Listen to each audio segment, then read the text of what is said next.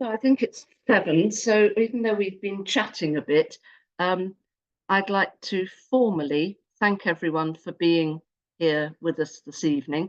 There are more people to come, and the numbers on this Zoom meeting are testimony to how much, Tina, you are appreciated and your wisdom valued. I always find introductions interesting and challenging to prepare, but I was greatly helped by Tina's own introduction of herself on her website, which actually tells us a lot about her priorities. Most interestingly, she describes herself first and foremost as a grandmother, a swimmer, and then a theologian who is, I quote, just about hanging on in there without quite knowing where there is. Um, and I think the community connection with Tina would be phrased in a very similar vein. I think, Tina, first and foremost, you are a great friend of the community and a collaborator over many years in a variety of different ways and settings. And as a community, we've always resonated with Tina's way of doing theology, her inclusiveness, her focus on women, the environment, her empathy with African culture. And we always get very excited to hear her being introduced more often now on the BBC Radio 4 Thought for the Day. She also happens, by the way, to be a professor of theology, a prolific writer of books and articles, and now novels. We're delighted, Tina, that you've agreed to be with us tonight and to lead us through the next of our thorny, what we call big questions, just war, developing a Christian response to armed conflict. So welcome, Tina. We're all really pleased that you're with us this evening. Thank you so much for that, Moira. And I'm delighted. Oh, now I've got my face big on my screen. I'm just going to hide it because it's very distracting to see oneself. There we are. I'm delighted to be reconnected with the canonesses tonight. Oh, sorry, I'm really trying to just hide myself anyway. There we are, thumbnail videos, that'll do. I'm really delighted to be reconnected tonight with the canonesses, who, as you say, I've had a relationship with for a very long time. I wonder whether fools rush in where angels fear to tread when I look at tonight's subject, because I'm sure we're all, I'm going to share my screen as I start. We're all, I have no doubt, perplexed and, sorry, just, oh, technology. There we are, Microsoft PowerPoint. And I need to share sound with this. Sorry, I'm just making sure. Layouts and options. Share sound. Okay. Can you all see that? Yeah. A just war, developing a Christian response to armed conflict. And war, I think, always has been one of the most complex ethical dilemmas faced by humankind. But I think today we face challenges that would have been undreamed of to our ancient predecessors who first brought Christian reflection to bear on the challenge of war. And what I want to do tonight is just to reflect on the tradition we belong to, and I'm speaking from within the Catholic tradition, but also mindful that, of course, war and the questions it challenges us with doesn't respect any borders or boundaries, and it is a challenge to all humankind. So although I speak within the Catholic tradition, I'm not assuming that this is only relevant for Catholics. It's not. I think it's an area where our tradition has a great deal to offer and has had great influence on the development of thinking around war, particularly in the just war theory, which I'm going to talk about a bit more. But I think we have to revisit a lot of the Church's teachings on these issues and the ways in which we engage with a very challenging political scenario as we ask what it means to be responsible citizens in the times we're living in. And I'm sure we all know that over the past, well, perhaps since the document Pacem in Terris in the early 1960s, 1963, the church has been progressively taking its leave of just war theory as something it would just offer in response to war, and moving more towards what I'm going to call a pragmatic pacifism, not absolutist, but pragmatic. So what I want to do in the time we have, and I'm aware our times are fairly short, I'm going to say, what does it mean to read the signs of the times as we reflect on these issues? I'm going to look briefly at three broad approaches to war. Realism, which actually has never been adopted by the Christian tradition, but I'll say a little what that means, because actually I think it's the way war is waged today, whether we like it or not. It is the method of modern warfare. So realism, the just war tradition, and pacifism. I'm going to look very briefly at attitudes to war as they developed in the early church and through to the Middle Ages and our own times.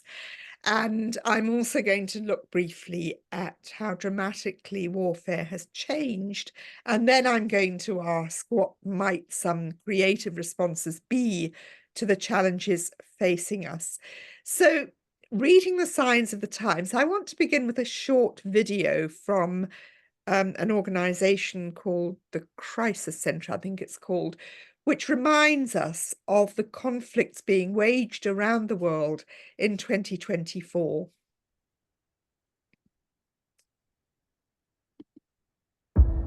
2024 begins with wars burning in Gaza, Sudan, Ukraine, and elsewhere. Peacemaking is in crisis. Here are Crisis Group's 10 conflicts to watch.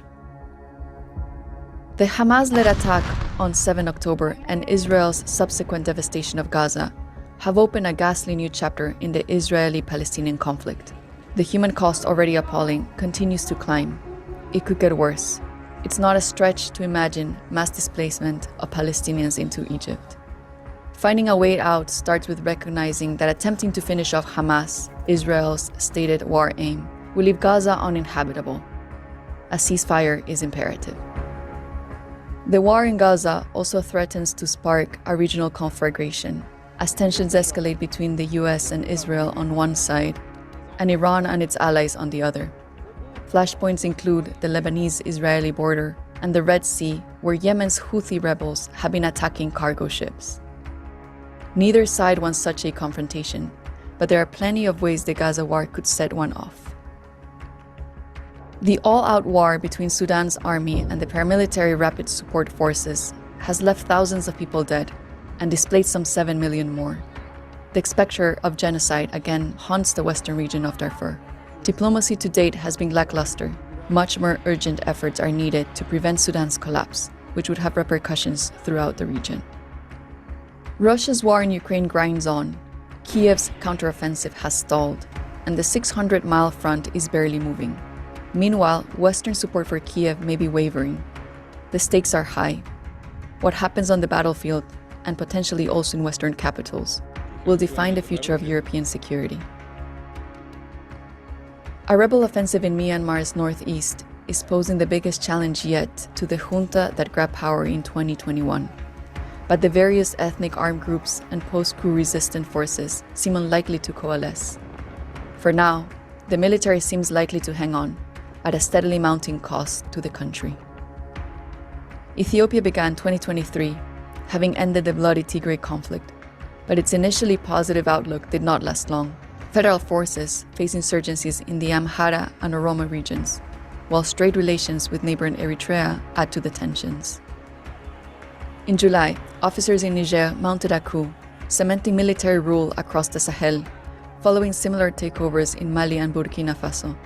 So far, the juntas have some popular backing due partly to their anti-Western rhetoric, but they have yet to make headway in fighting jihadists or solving the region's other problems.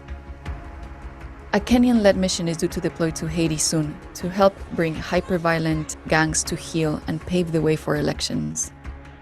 The gangs have wrought havoc. Tens of thousands of Haitians are displaced, and nearly half the population is in need of life-saving aid. But politics may get in the way of peace. The unpopular acting prime minister, who has resisted forming a cross-party coalition, might seek to use the mission to consolidate his own power. Azerbaijan's rapid offensive in Nagorno-Karabakh last September ended the enclave's de facto self-rule and displaced over 100,000 ethnic Armenians. Talks between Azerbaijan and Armenia have shown promise. But challenges persist regarding border demarcation and a land corridor to the Azerbaijani enclave of Nakhchivan. If negotiations stall, Baku may resort to pressure tactics, potentially even including border incursions. The November meeting between President Joe Biden and Chinese Premier Xi Jinping was a welcome step towards lowering the temperature between the two big powers. But their fundamental rivalry persists, with hawks on both sides speaking of zero-sum competition in the Asia-Pacific. Taiwan remains one source of volatility. Another is the increasingly frequent encounters between Chinese and US planes and ships in the South China Sea. These are Crisis Group's 10 conflicts to watch for the year ahead.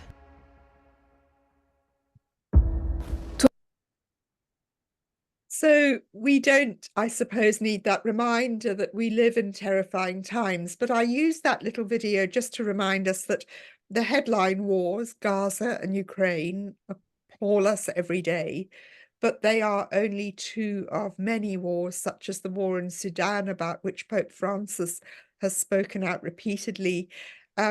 People all over the world suffering the consequences of violence.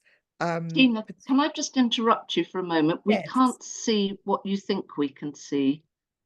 We didn't see the video.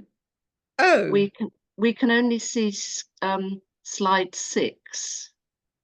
You haven't started the PowerPoint. it says I'm screen sharing. I'm That's so fine. sorry. So you need to go up to slideshow. I'm really sorry. So play Don't from. worry. So go to slideshow and then say from Yeah, the beginning. I have. That's it. Can you not see it? No, we can only see slide 6. Oh, I'm sorry. It hasn't. Try again. Okay, my apologies. So share screen. Yeah.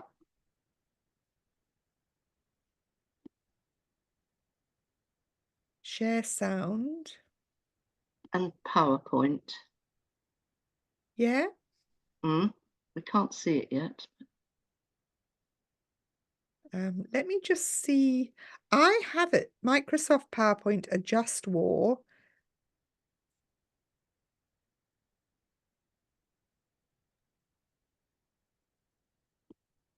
What can you see now? That's it.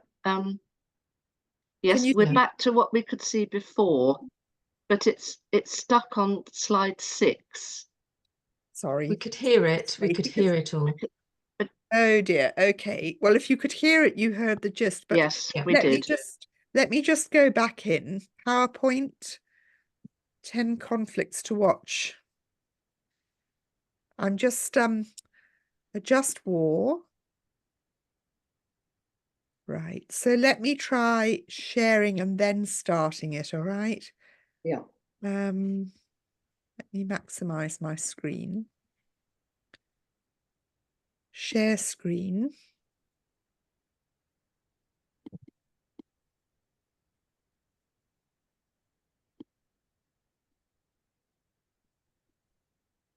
Now I'm playing from the start. That's it. Yeah, that's it. My Got it. apologies. So I'll go for, That's I it. won't show that again. You heard it, didn't you? Yes, we did. Yeah. So you should now see a ruined room. Is that what you're That's seeing? it. Yeah, we My are. apologies for that. I don't know what went wrong there. But anyway, that short video covered the sort of, you don't need to see it to know what it was covering. But I can share this PowerPoint Thank you. with Pauline and Moira to let you see it if you want to share it more widely. So we know, and I'm not going to show lots of shots of suffering children and devastated civilians. We know that the cost of the waging of modern warfare is extremely high in terms of that obscene term collateral damage. One of the problems we face with the reporting of war today is the Orwellian language. John Pilger said truth is the first casualty of war, and I think the very least we're called to is attentiveness of the human realities that lurk behind the sanitized language. When we hear collateral damage, we are speaking of children buried in the rubble of bombs. That's what we're talking about. So I think it takes a leap of imagination, and I think, like me, we all recoil from that, wanting to lie awake at night, reflecting on what's happening. And again, it's not even just the killing, it's the displacement, the refugees, it's the environmental catastrophe. I do not know what it's doing to the environment when you think of the thousands and thousands of bombs being dropped in Gaza right now, in Ukraine, when we think of not just the environmental catastrophe, but the toxic building materials that are released into the air that children are breathing. The more we think about it, the more the escalating seeds of the poison of war spread, not to mention sowing the seeds of hatred and violence for a new generation. Without underestimating the complexity or the horrors of what was done to people in Israel on the 7th of October, there is no more effective way of sowing the conditions for yet more Hamas recruitment than the traumatized generation that will grow up in what's left of Gaza when this war finishes. And I want to just read you a little passage from Palestinian poet and essayist Mahmoud Darwish, which is called Murdered Houses. And he says, houses are murdered just as their inhabitants are killed, and the memories of things are slaughtered. Stones, wood, glass, iron, mortar, scattered like human limbs. All these things are the memories of people deprived of things, and the memory of things deprived of people. Everything ends in 1 minute. Things die like we do, but they're not buried with us. That's a deep reflection on when we think of how all of us cherish our homes, our mementos, our memories. War also takes all those from people and leaves them displaced psychologically as well as physically. Now, my theme for tonight was greatly assisted by the serendipitous release by the Catholic bishops of England and Wales of a new document on called to be peacemakers. Have most of you seen this? It's on their website, and this is particularly focusing on arms control and the arms trade. And it's calling on citizens in this country to take into consideration the extent of Britain's arms trade, the ways in which we provide arms to other countries as one of the world's major arms exporters and producers, and also the extent to which we are caught up in the development of arms and conflict, and how we as Catholic citizens might respond. And I've given you a page of the contents of that booklet, which I really do recommend reading. It's available to download on the website of the Catholic Bishops of England and Wales. And it covers a wide range of reflections, statistics, research, and actions that we can take.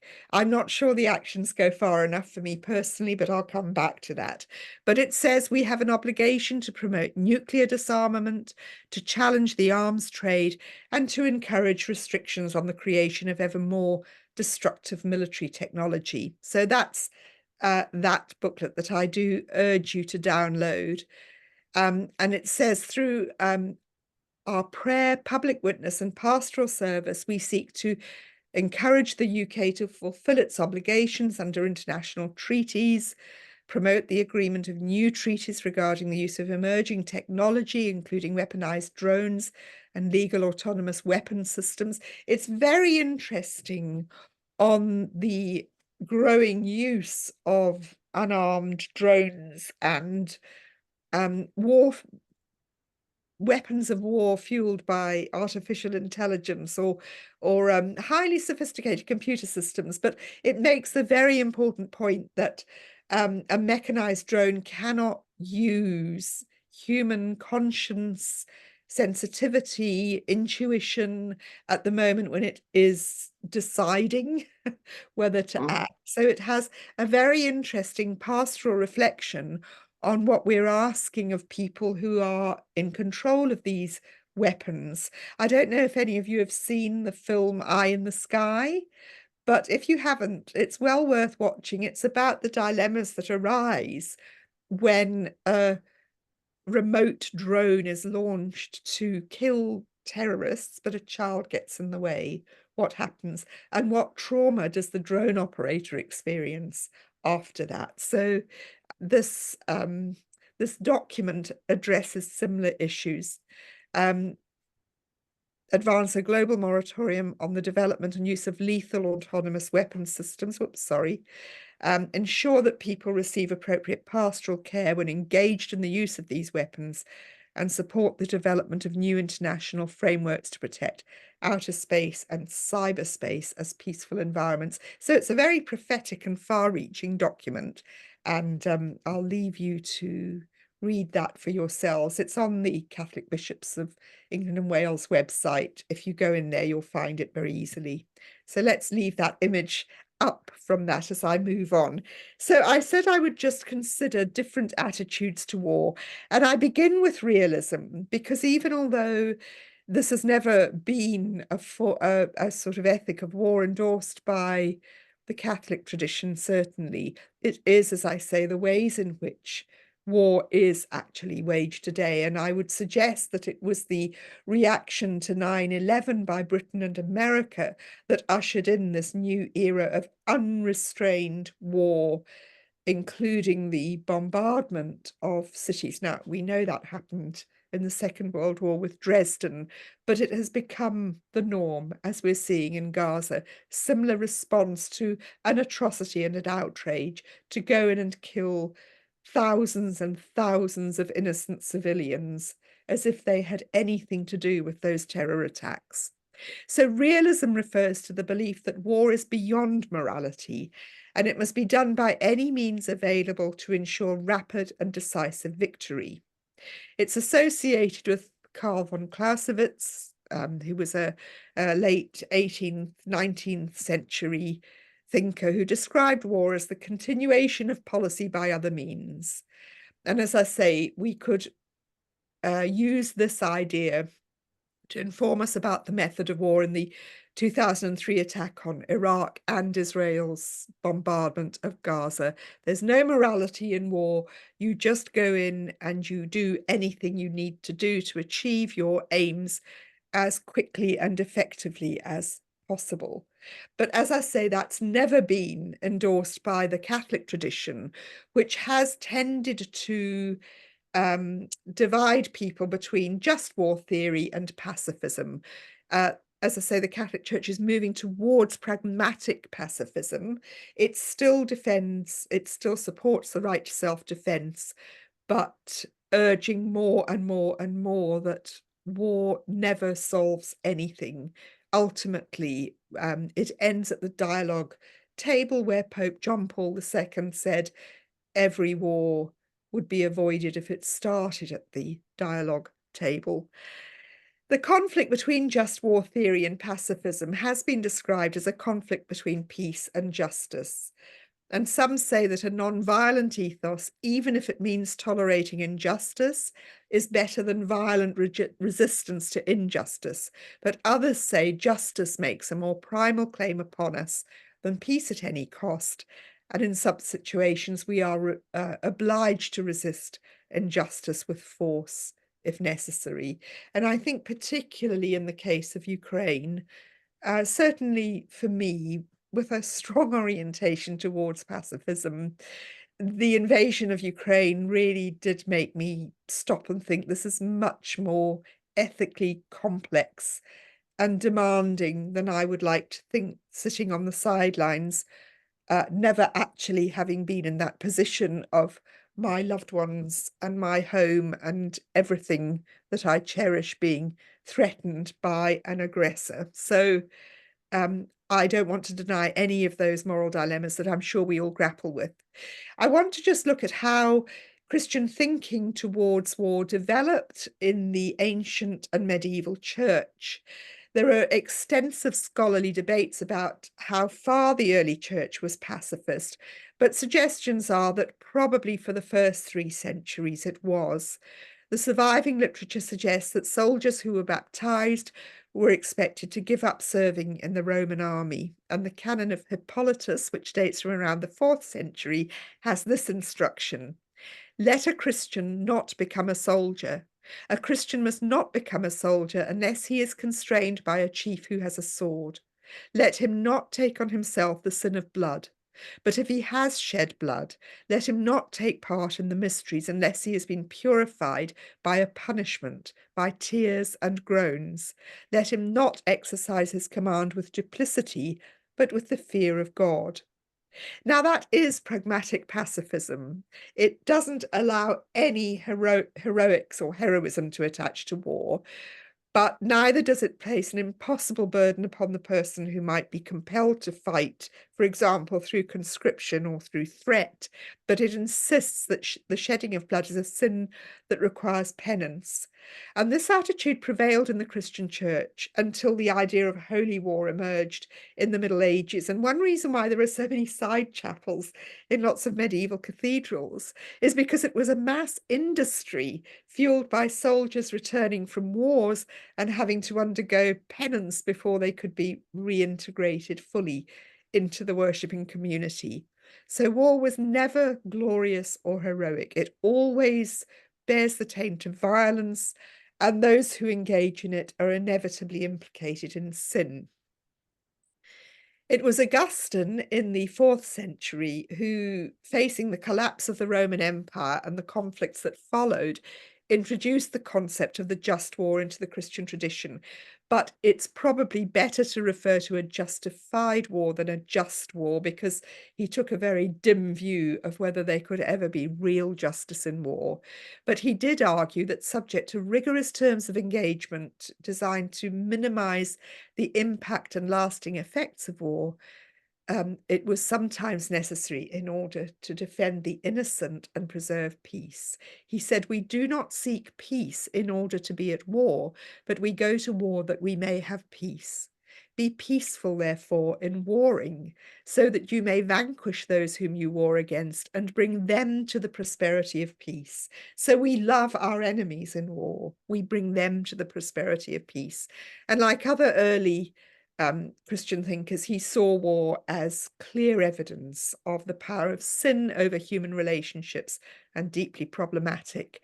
He also didn't think that war was justified in self-defense, because Christians shouldn't be afraid to die, but he did think it was justified in defending the innocent. Tertullian, writing in the 3rd century, said that the divine banner and human banner do not go together, nor the standard of Christ and the standard of the devil. Only without the sword can the Christian wage war. The Lord has abolished the sword. But as we know, when Christian power increased and Christianity became more and more implicated in the politics and statehood of the Western world, attitudes to war changed, and Thomas Aquinas introduced the justification of self-defense as well. Aquinas has very strong teachings that I am my own closest neighbor, and therefore love my neighbor as myself. I must love myself as I love my neighbor, but this isn't a soft and sloppy marshmallow love. It's the kind of disciplined wanting the best for you, which might require me to tell you some pretty harsh truths about yourself. And he took this attitude to self-love as well as to love of the neighbor as other. So Aquinas's just war theory more or less lays the foundations for modern just war theory, which is still used politically today. And I've just given you here a summary which was prepared by Jesuit. Sorry, I'm just going to put OK. by Roger Dawson, Jesuit, on the just war theory as it is applied still theoretically today. It must be fought on legitimate authority, so it must be declared by a state that has the authority to do so. The cause must be just, so it must be to resist aggression, protect the innocent, or support some other oppressed group. And there must be significant reasons which are weighty enough to overthrow the first duty that we have, not to kill or injure others. It must have right intentions, so it must be clearly waged without love of violence or cruelty and not for vengeance, and it should be in pursuit of a just cause. It must be a last resort, so every other effort to resolve conflict must have been explored, and there must be a reasonable hope of justice or success in order to prevent pointless wars without end. And I think this is where, when Pope Francis has been widely criticized for calling the Ukrainians and the Russians to make peace, I think this is his concern, that the Ukrainians may not be able to win this war, and how much more death and suffering must happen before there's a pragmatic compromise that would allow some peace to be salvaged. Now, obviously people have strong feelings about this, but I think this is Pope Francis's concern when he refuses to urge the Ukrainians to keep fighting to the end. And then that's the reasons for going to war. And then in the fighting of war, there must also be certain conditions. Non-combatants can't be directly or intentionally attacked. Now, that still applies, but one of the devastating ways this is applied in modern warfare is that if non-combatants are in a military area or a military installation, they don't count as civilians.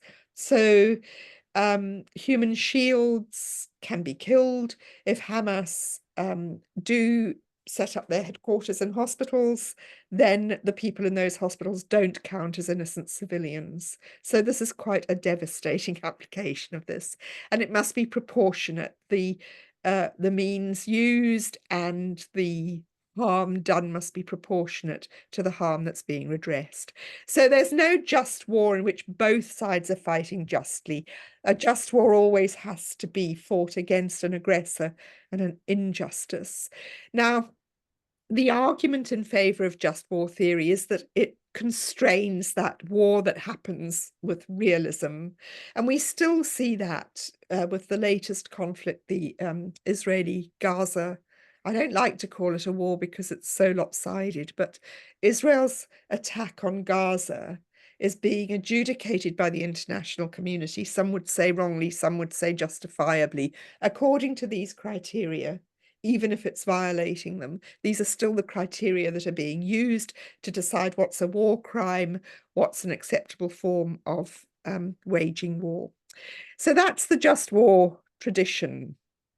But as I say, since Pacem in Terris in 1964, Pope John XXIII's encyclical, there's been a developing move against the resort to war in Catholic teaching. And one very interesting point I just want to draw your attention to, then Cardinal Ratzinger, during the war in Iraq, was approached by some conservative American Catholic theologians, particularly George Weigel and Michael Novak, asking that the legitimacy of the just war criteria be extended to include a preemptive strike. Because if you remember, with no evidence whatsoever of Iraqi involvement in 9/11, the argument that Britain and America used was that it's a preemptive strike, it's to avoid further terrorist attacks. And interestingly, Cardinal Ratzinger, as he then was, argued that there were no sufficient reasons to unleash a war against Iraq. So the church refused to justify that war. Now, Michael Walzer, in his book Just and Unjust Wars, makes the point that Catholic bishops have always declared their own country's wars just. So in the Second World War, the German and the British bishops said this is a just war. Germany was fighting a just war. Britain was fighting a just war. But now, for the first time in Western history, since maybe the 4th century, bishops don't meekly line up to justify their nation's wars. So Western nations often go to war now without the support of the church. And Pope Francis has built on this legacy by repeating with increasing intensity the conviction that war is always a defeat for humanity and an assault on the future. He's called for a ceasefire by Israel, for release of the hostages by Hamas, and for humanitarian aid for Gaza. And he speaks out consistently and vociferously against the arms trade. The recent declaration of the Dicastery for the Doctrine of the Faith, Dignitas Infinita, on human dignity, which was published in early April, so just a few weeks ago, has a section on war, which interestingly is nuanced. It affirms the inalienable right to self-defense and the responsibility to protect those whose lives are threatened. So that's classic just war theory, but it's eloquent in its condemnation of the misery and destruction and the contradiction of human dignity that are a consequence of all wars. So unlike capital punishment, where the church now has, I think we can say, an absolutist teaching against capital punishment, there is still limited acceptance, very limited, of some possible justification for war, but a strong orientation towards total condemnation and it makes very clear no war can ever be fought in the name of religion.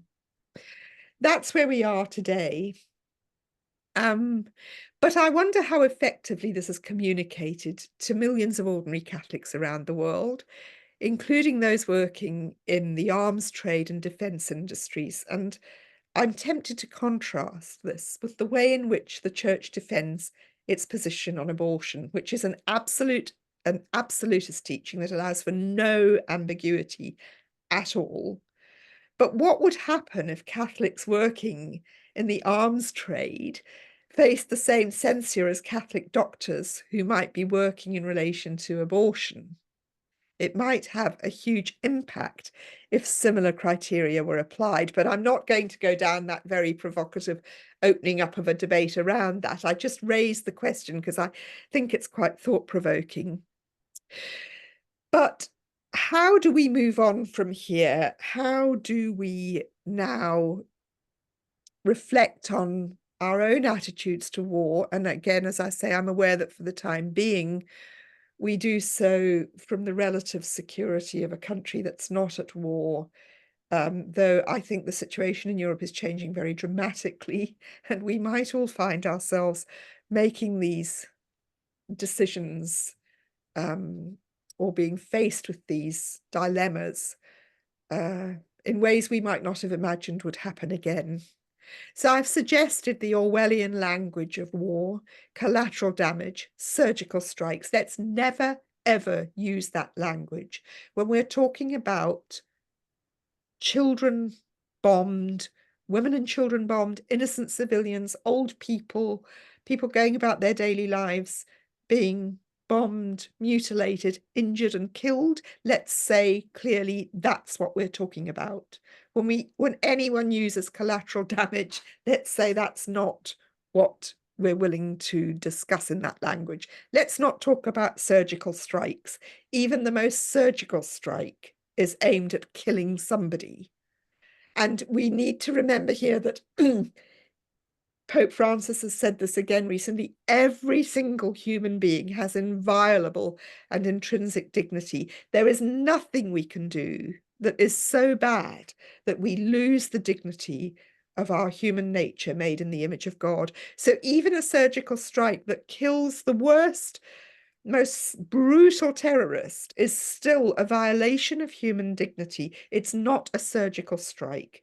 It may be seen as a killing that is intended to keep the peace, but it's not surgical.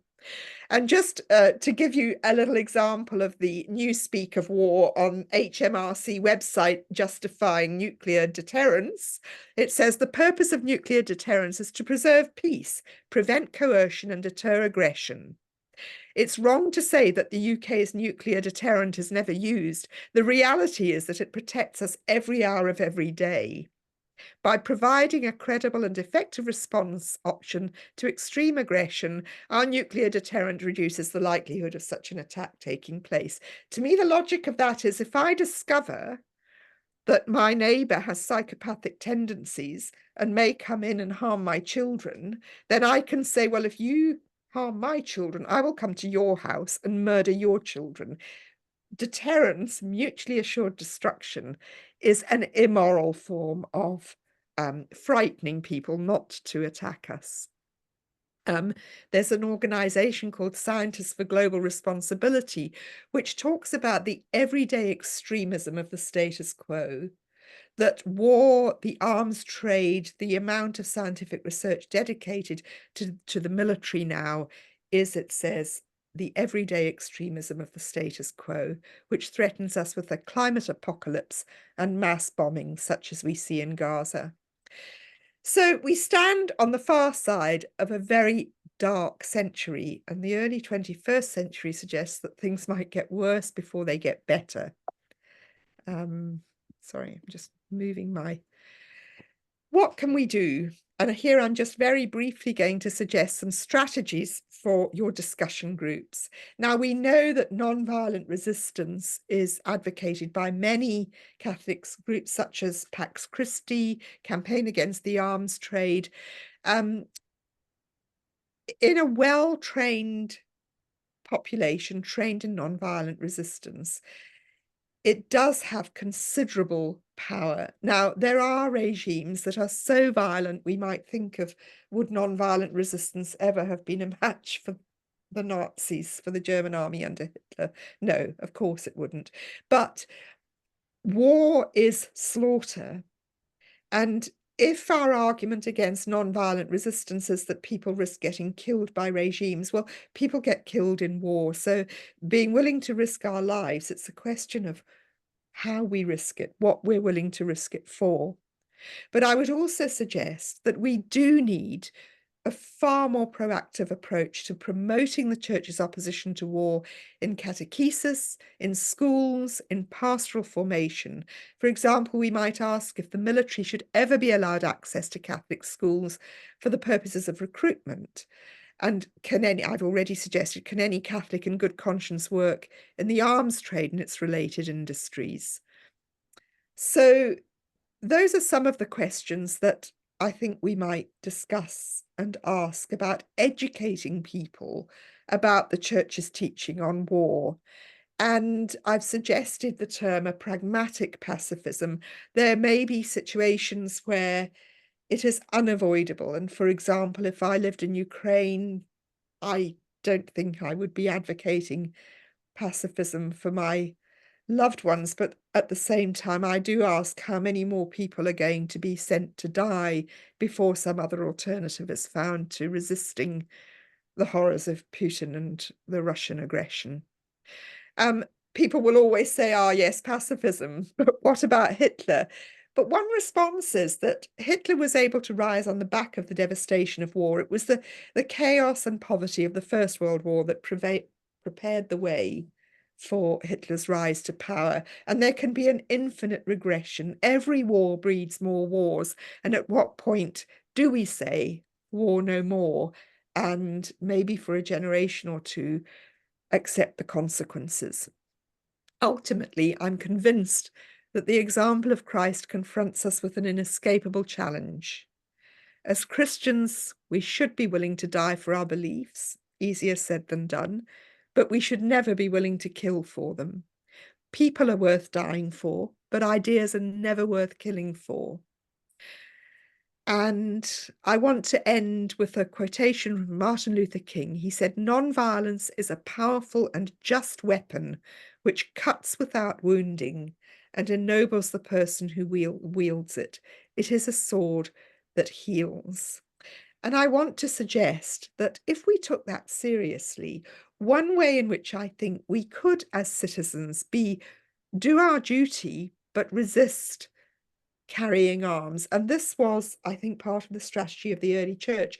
Every military institution. Every country that goes to war needs a vast army of non-combatant support, chaplains, medical personnel, people to work in offices and administration, counsellors. What would happen if the church said Catholics can fill all those roles, but they can never engage in armed combat? That would be a powerful witness in and among the military, serving the military,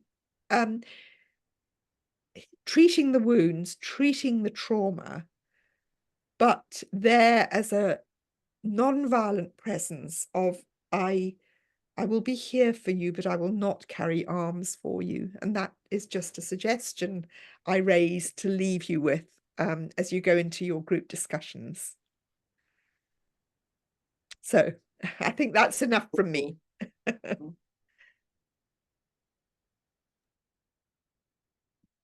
Thank you, Tina, very much. We've got probably about 10 minutes, maybe a little bit over, for questions and some discussion. So if we could unshare the screen, Tina, so we'll get everybody back on the screen. If anybody has a question or a comment, please either put your hand up or an emoji on the screen, and I'll invite you to speak, and don't forget to unmute. A lot to take in. Has anybody, Bill? Unmute, Bill. I've got to unmute myself, yes.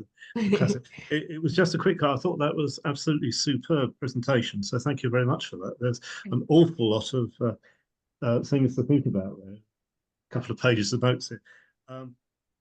It's only a quick one, actually, which came up about the sort of protests about the arms trade and so on. And that I came across quite recently that CND, Campaign for Nuclear Disarmament, still seems to be ticking over, and actually had a protest again outside the American embassy a few weekends ago, complaining about America possibly siting nuclear weapons in the UK, or using bases here to base nuclear weapons in. And it was really tucked away. I only came across this by accident, because it's sort of been buried away. And I think that's been a theme with this presentation, particularly by Gaza and Ukraine and other things on there. So there are people out there making this sort of protest, but against the arms trade and indeed against certain types of weapons. But it doesn't necessarily get on the front pages. So that was one thought I had on that. Yeah. I mean, our media are very selective, and although I know that social media can be a dark force, I also think it is a way of awareness raising that, you know, if you follow the right channels on social media and block the rest, you know, one does find out about the things the media isn't telling us, and you have to be very selective and discriminating and check for fake news, but you can find out things that the media doesn't want us to know, or their political masters don't, and corporate masters don't want us to know about. So thank you, Bill. Yeah. Thank you, Bill. Sheila? Hello, everybody. I'm coming from Ireland, so but I suppose, Tina, firstly, to thank you for a very thought-provoking brief race through some of the themes that you gave, especially around the coming to a just war theory and the Catholic approach to that. But I suppose I work a lot in the biblical world, and there's two things that I just wanted to ask you about. One is of the way in which some of the biblical texts are used to justify war, and to justify the idea of a chosen people and a chosen land for just that group, which is not what it is, you know, but how that is inflicted both by Christians generally, as well as people of the Jewish faith, because we are all members of the Abrahamic faith tradition, and how that can be misconstrued.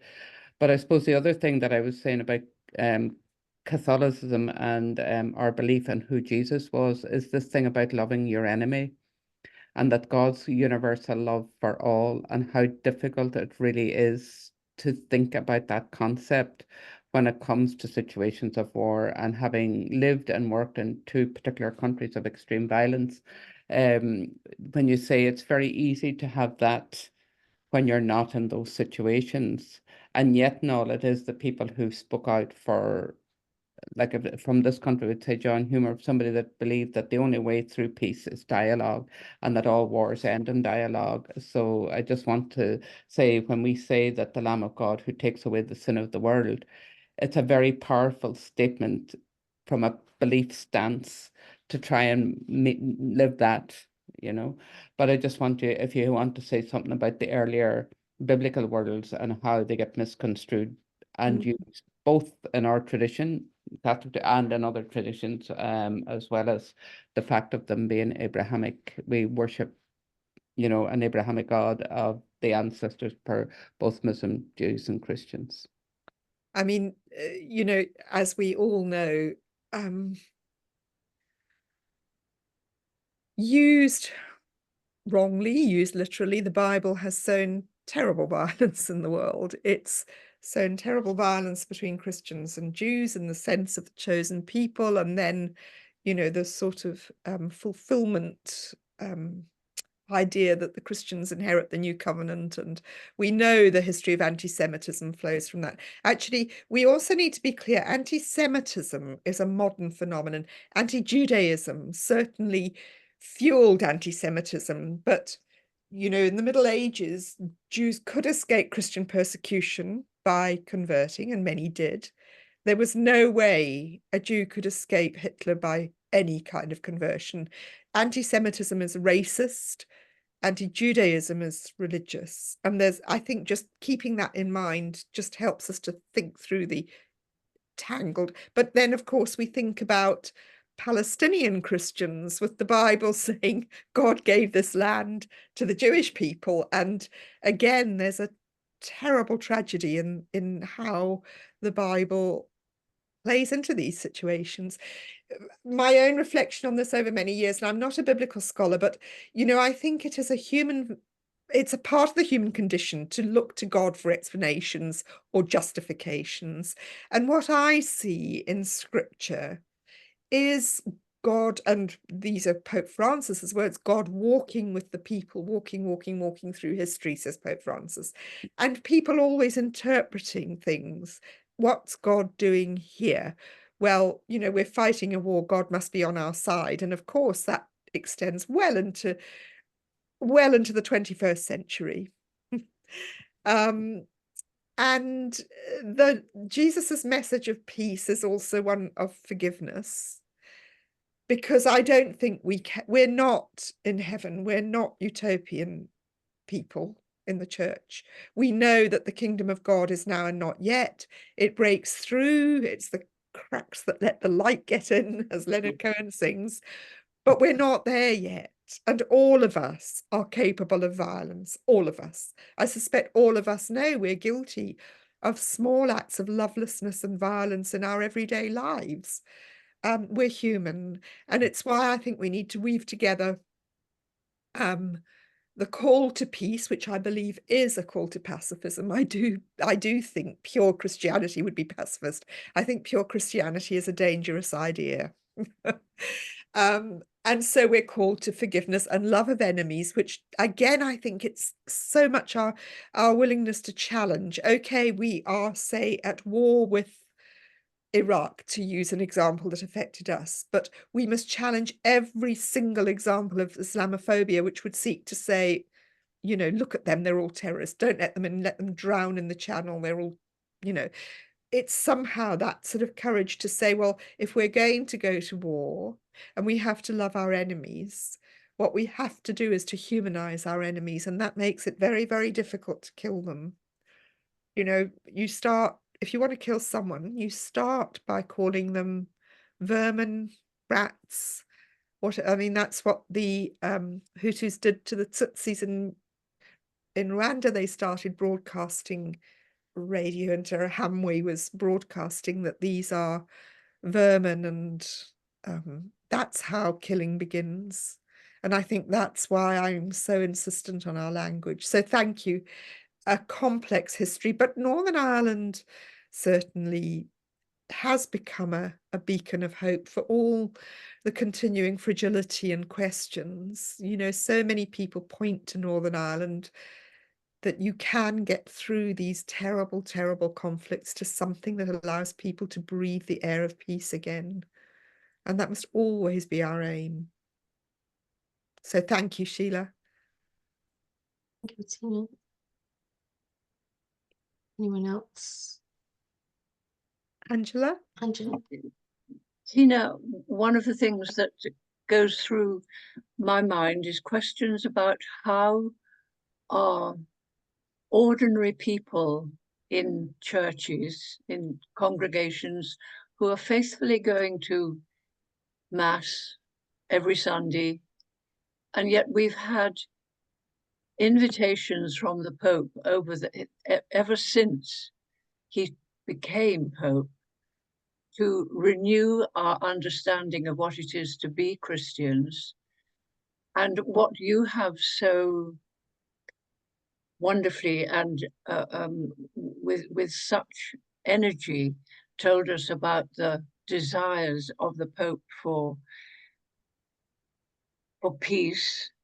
And yet, where do we hear a message like yours transmitted to the people who are going to church every Sunday and who are very good people? I'm not talking about any criticism of that, but I am not being fed by messages from the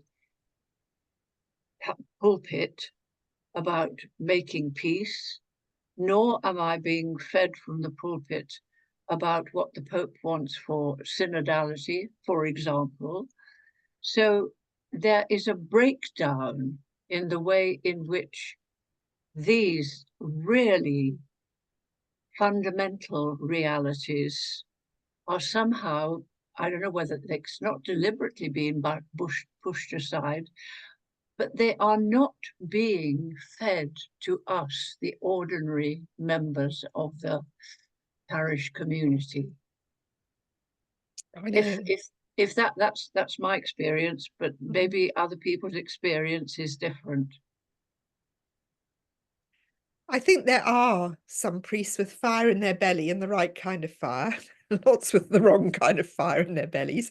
But I do know, I think particularly of a parish I'm very fond of, although I don't live in Bristol anymore, St Nicholas of Tolentino with Father Richard Mackay, and Bristol is to me a shining example of how to weave together real sacramental dignity. He says the Mass with great reverence and dignity and depth, and yet his church is full of people from diasporas, Africans, refugees. There's a soup kitchen. There's everything going on. I was at a funeral there recently, and there was a hubbub coming from a room next door, and he said, "I'm really sorry about that, but I can't even remember what community it was. It was Eritreans, I think." But he said, "You know, there's just been a new outbreak of violence, and we've said, come and use our room here for prayer." So that's the kind of parish that's possible. And why can't every parish be like that? I don't know. I'm talking to you from 8 kilometers up there is Dungeness, which is where hundreds and hundreds of small boats land. It's never in the news, but it's a major landing point. I've lived here for 4 years. I have yet to hear refugees mentioned in our bidding prayers. I think the status quo has a very powerful hold over what our priests and deacons feel they can and can't say in Mass. And sometimes I think we have an older priesthood that's exhausted in many ways. Good men who have given themselves to the church, but are weary and disillusioned and not fed themselves. And then the young hot bloods coming in full of the wrong kind of zeal. And I think the institution is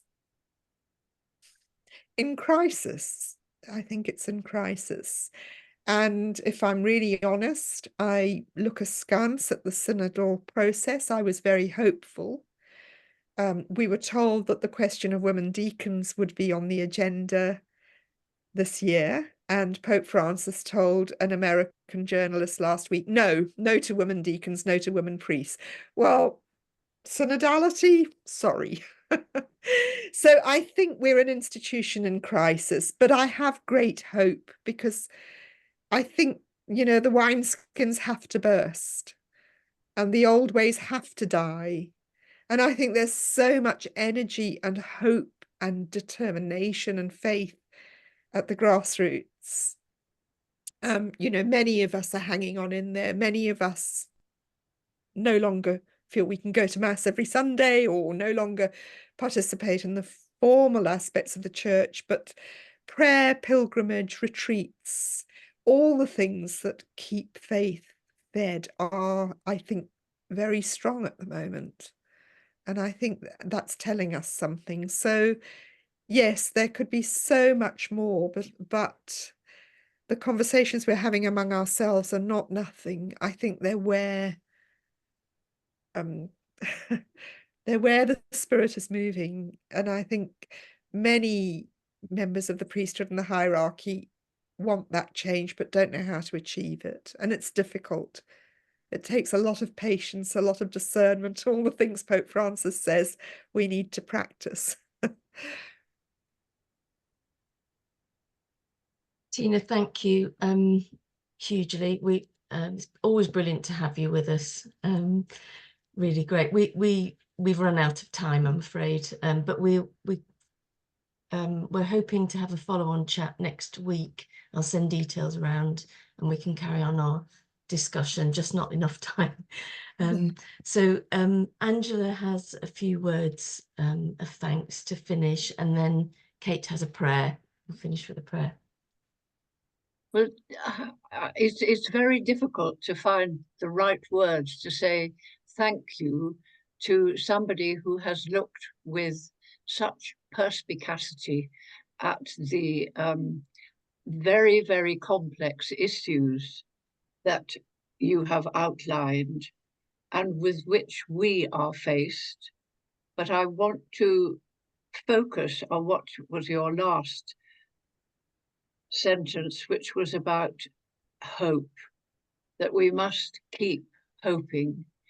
And if there are still people like yourself to spread the kind of message that you've given to us this evening, then I have hope that there will be more people who will be inspired by people like yourself to really explore how we can break out of this terrible mire of violence which is in our world at the moment.